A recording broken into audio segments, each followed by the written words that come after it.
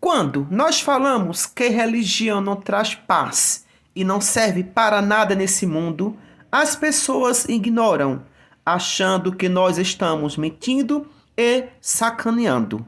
Mas aqui está mais uma vez, dentre outras centenas e centenas de vezes que nós mostramos nos nossos canais.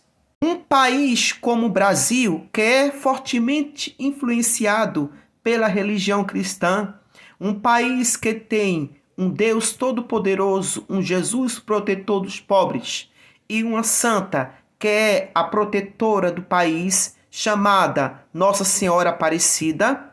Mas nenhuma bosta dessas mitologias pode fazer nada por ninguém. O Brasil vive em um caos total entre a própria população, com as facções criminosas tomando conta de todos os espaços e centenas de pessoas morrendo. Para um país como o Brasil ser totalmente religioso, não era para ter violência de jeito nenhum. Ao contrário dos países ateus, onde não existe escândalos e violência. De existir, existe, mas é raro acontecer. Exemplo, a maioria dos países ateus quase não existe prisão. Muitos deles foram fechados por falta de violência da própria população. Ao contrário do Brasil, que fecha escolas para abrir igrejas e presídios, e a violência e a criminalidade causando terror na sociedade. Esses caos, terrorismos e violências era para acontecer nos países ateus e não em países que quase 100% da população é religiosa e principalmente a religião cristã. Índia é o hinduísmo, mas o país vive em miséria total. Nos países islâmicos é o islamismo, mas também vive em guerras constantes e miséria total. Em Israel é o judaísmo, mas vive também em uma guerra travada e destruição. Na África, uma parte é o islamismo, outra parte são as matrizes africanas e a outra parte é o cristianismo. Mas também o continente vive em guerras e confrontos internos e a pobreza devastando tudo. Nos Estados Unidos é o cristianismo, mas os países dos Estados Unidos vivem em uma guerra profunda, a guerra dos usuários de drogas. Os Estados Unidos é recorde de pessoas que usam drogas, com um número significativo de consumidores e enfrentando uma grave crise social e de saúde pública relacionada ao tema.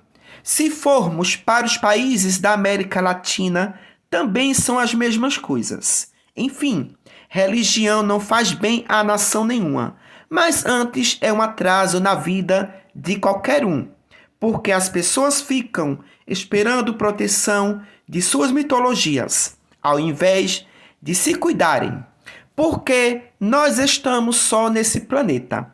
Cada um que se cuide, porque não existe Deus, Jesus, Nossa Senhora Aparecida ou demônio nenhum que livre ninguém. Até porque eles não existem. Só existem na mente das pessoas. Fora delas, só são apenas ilusões. A frase mais mentirosa e hipócrita do mundo. Feliz da nação cujo Deus é o Senhor. A realidade massacra e destrói as religiões, principalmente a de Bíblia, que é um livro totalmente mentiroso e miserável.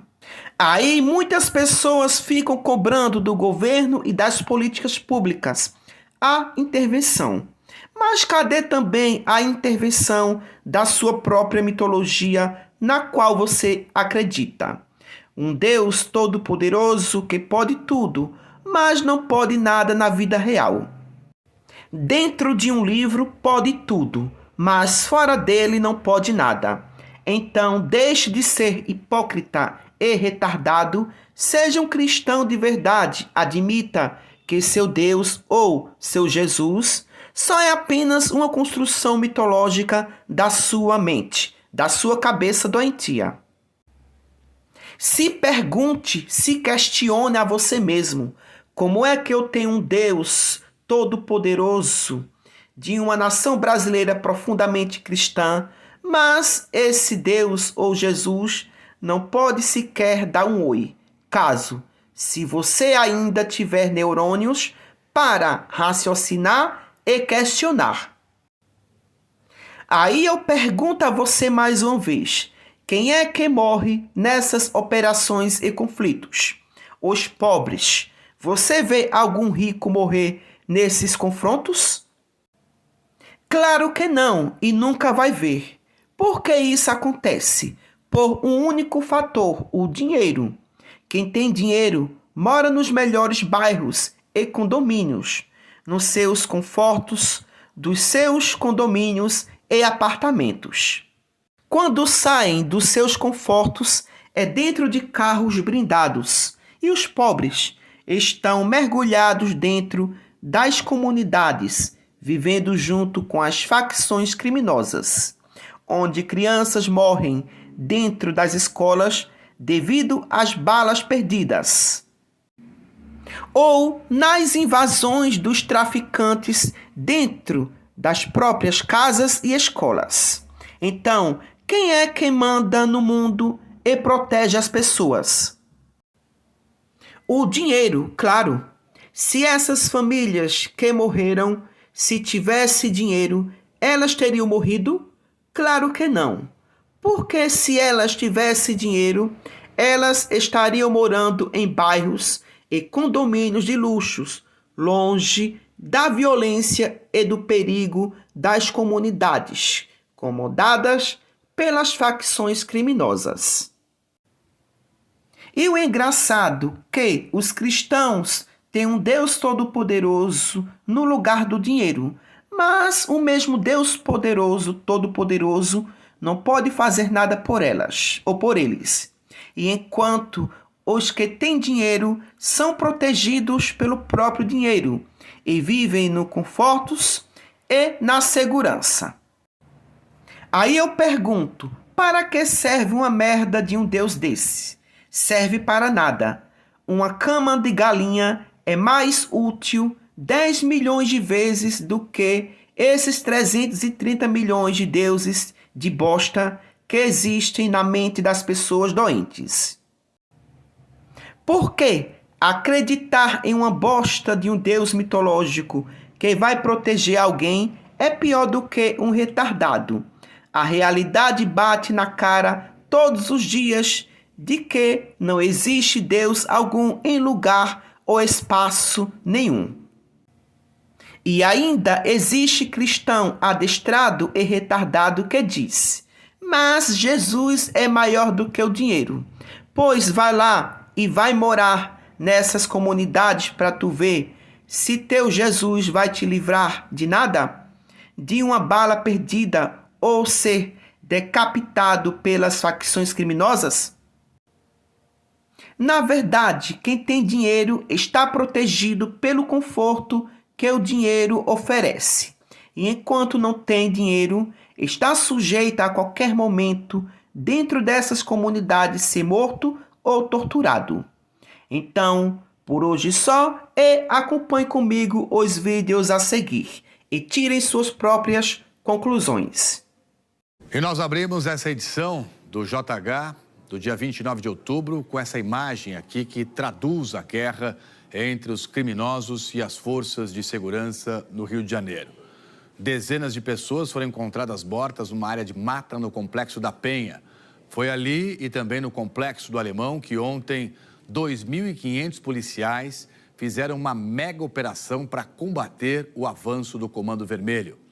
Desde a madrugada, os moradores estão retirando corpos de lá, dessa área, e levando para uma praça também na mesma região.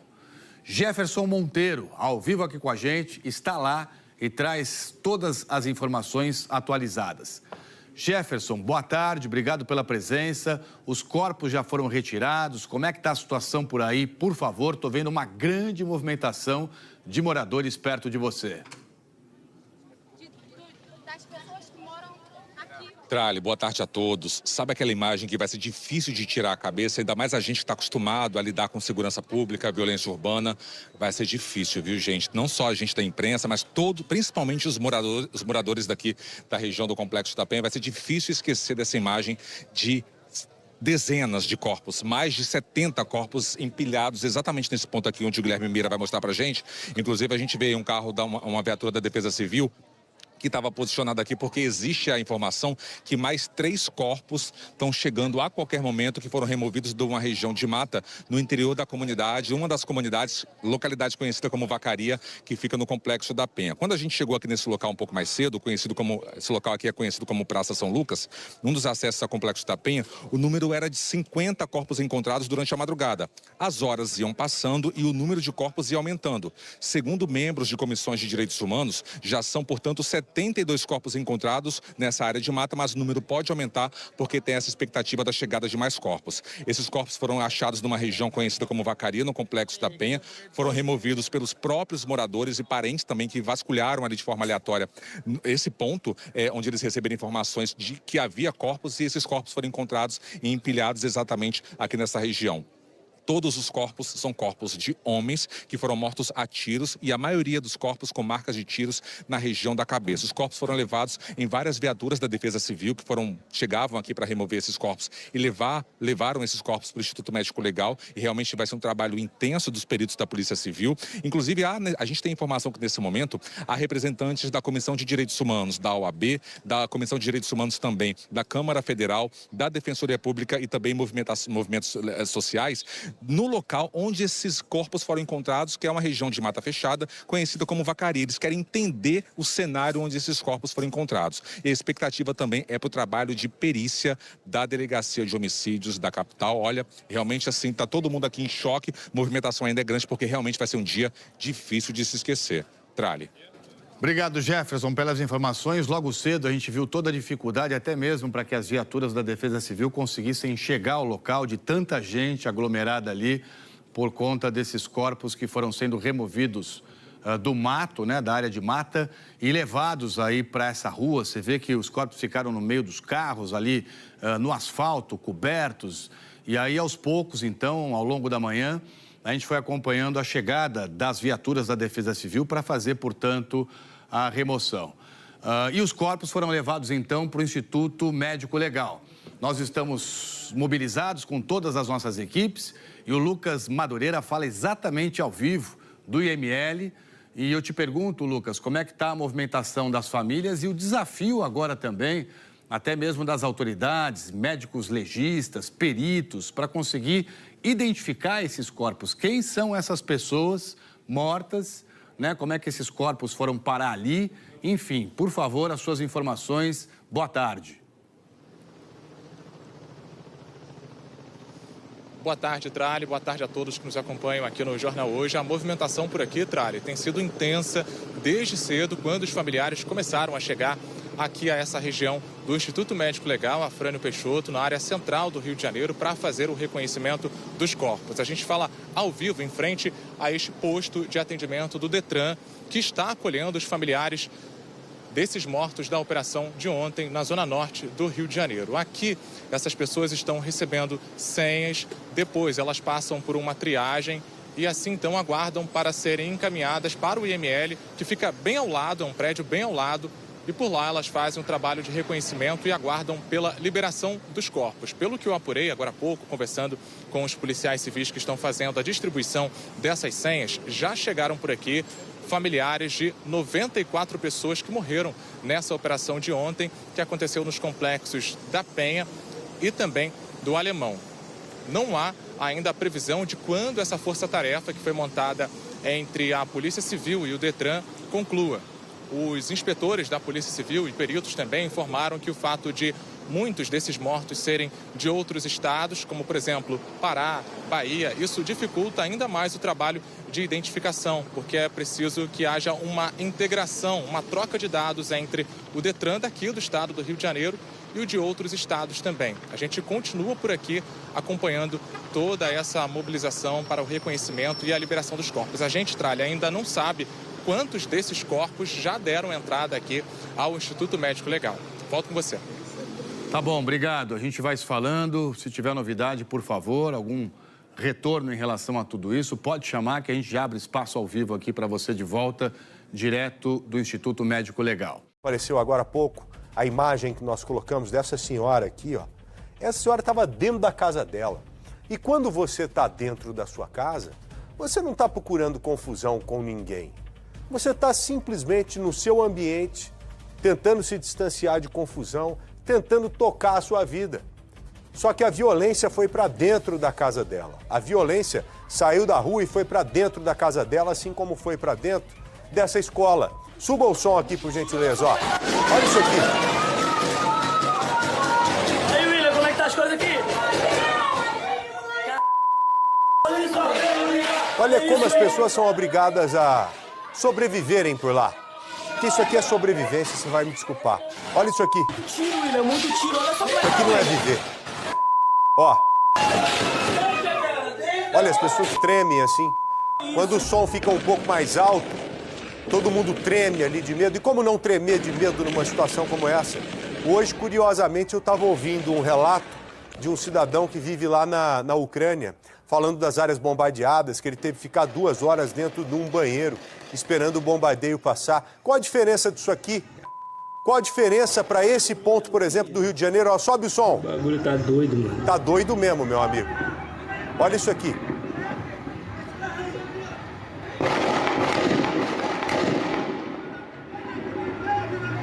Ô, Sadoc, pelo amor de Deus, como é que essa senhora foi baleada dentro da casa dela, meu irmão?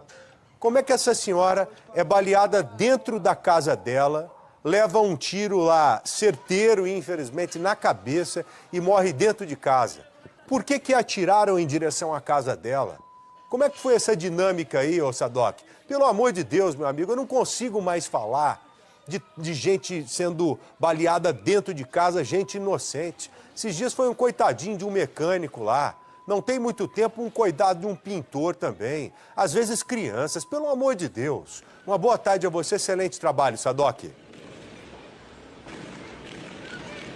Para você também, Joel. Boa tarde a todo mundo que está acompanhando o Brasil Urgente. A imagem da casa dela, Joel, foi uma das últimas imagens que chegaram. A gente vai mostrar ao longo da tarde. São assustadoras. A casa está cravada de balas. Em resumo, 3º Comando Puro de um lado, Comando Vermelho do outro. Eles foram, mais uma vez, entrar em guerra. Na fuga, alguns dos traficantes que estavam tentando tomar a comunidade se perderam. Tiveram que entrar na casa dessa mulher no meio dessa loucura toda. E aí renderam a família inteira. Houve um confronto, porque os rivais do lado de fora, mais a polícia militar, estavam cercando esse bando. E aí, nesse confronto todo, ela levou um tiro na cabeça dentro de casa, não deu para socorrer e não resistiu. Um motoboy também estava saindo de um evento, foi alvejado e também não resistiu, viu, Joel? Então, de fato, diante dessa guerra, o confronto aconteceu dessa forma, com vários fuzis apreendidos Sadoc, também.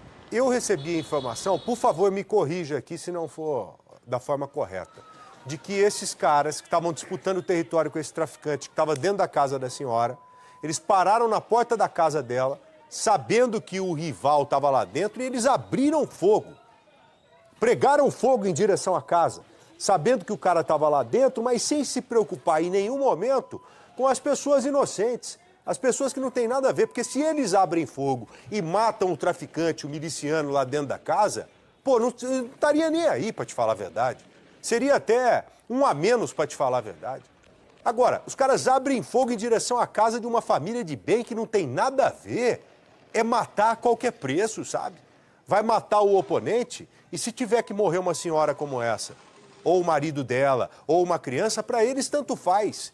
Eles abriram fogo de forma consciente em direção à casa dela, ô Sadoc? Esse é o relato das testemunhas e também confirmados por agentes da Polícia Militar, exatamente essa dinâmica, Joel. Levanta daí, cara! Por favor! Eu amava esse garoto, cara. Eu amava ele. Por que ele tá fazendo isso comigo? Oi, Orlando.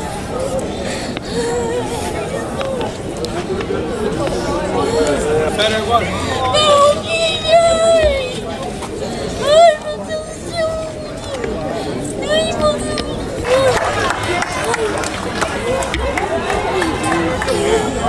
Ai, meu Deus do céu!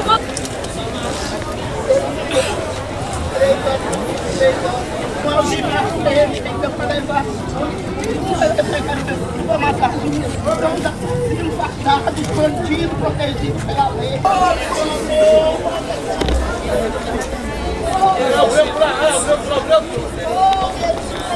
Tem que esconder o que aconteceu. Pobre filho, pobre filho. Cachacinho, isso aí tem que ir pra fora. Aqueles corpos de guarda, eles cortam, tem uma linha que tá com o couro arrancado.